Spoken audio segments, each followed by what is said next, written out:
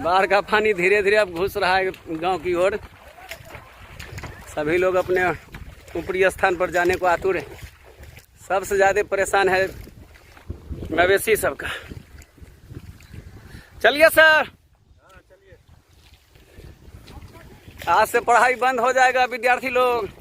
एक टीचर ऐसे देख लीजिए किस भेष में है, और एक तो आपको संबोधित ही कर रहा है। आप लोग आज से पढ़ाई बंद कर दें और अपने विवेक से निर्णय लें कि किस घाट पर जाना है, हुलकने के लिए कि डूबने के लिए। इसमें माँ बाप की कोई गलती नहीं है और ना तो शिक्षकों की गलती है। Thank you.